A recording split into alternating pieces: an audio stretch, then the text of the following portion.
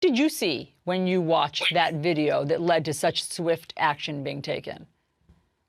What I saw was a use of excessive force, and I'm a lawyer and I was also a judge, so I looked at it from that eye as well. I spent several hours on yesterday watching several videos because there were several officers involved in several body cam videos. But the reality is this. We are all at a tipping point in this country, and Atlanta is no exception.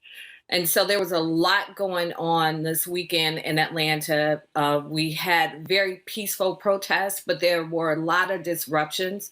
And even in the midst of watching the video, the body cam video, you can hear in the background gunfire and you can hear the fireworks. And it was a very volatile evening. And unfortunately, it resulted in what you see on this video. But thankfully, these college students didn't suffer a worse fate. I mean, since it was a very volatile weekend, do you think that the officers were at all justified in thinking that this couple could be armed? Well, it's very clear in watching the body cam videos, at least one officer, you do hear one officer yell, gun, gun, gun. And so, but there was so much more that led up to it. This was after the fact, after the couple had been tased, and it escalated very quickly. And the reality is this: our officers have shown by and large great restraint over the past few days. We saw what happened in Atlanta on Friday. Knives are being thrown at them. They've been working unending shifts. And so everyone is fatigued.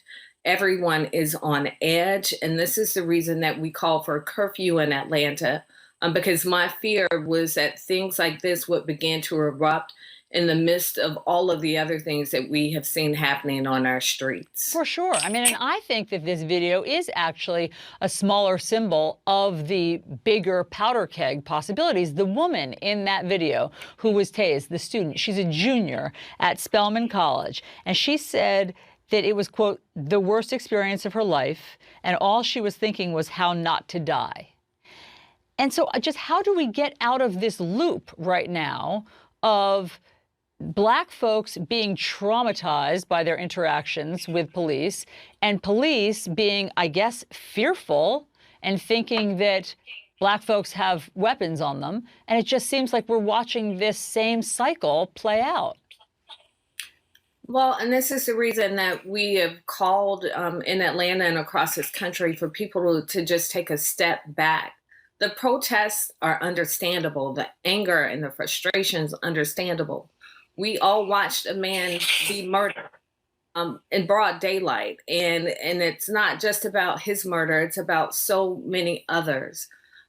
My fear is that the message and the need for change will get lost in the destruction. And it is difficult when you have officers on the street who are human and they are fatigued and they are stressed. It's difficult sometimes for them to separate what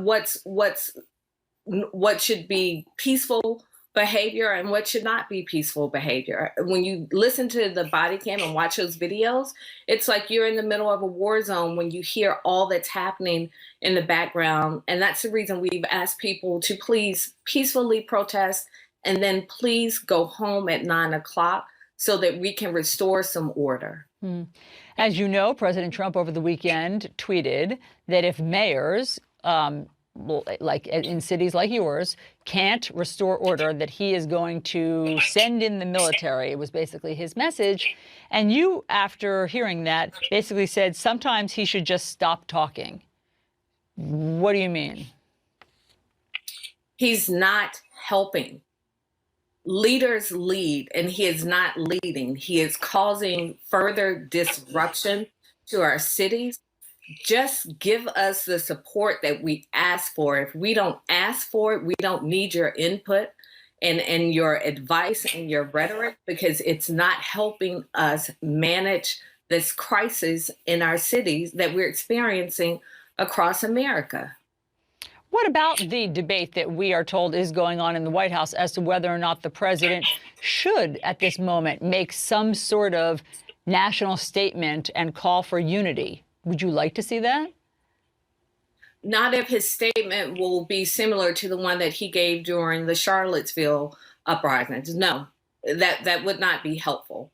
Unless he is going to speak unity and respect and reconciliation and reform for our communities, then I don't think that he should make a statement at all. It will only make matters worse. Do you think President Trump is capable of making a statement calling for unity? I think that he is capable of reading one. So, in other words, if there is something on a teleprompter written for him, you would like to hear from the president, or even that isn't going to work?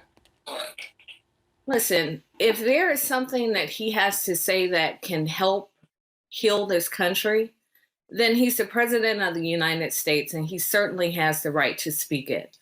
But if he is going to do what he is prone to do and to speak further hatred and division over our cities, then in the midst of this already untenable situation that we're facing across this country, it would be better if he not said anything at all.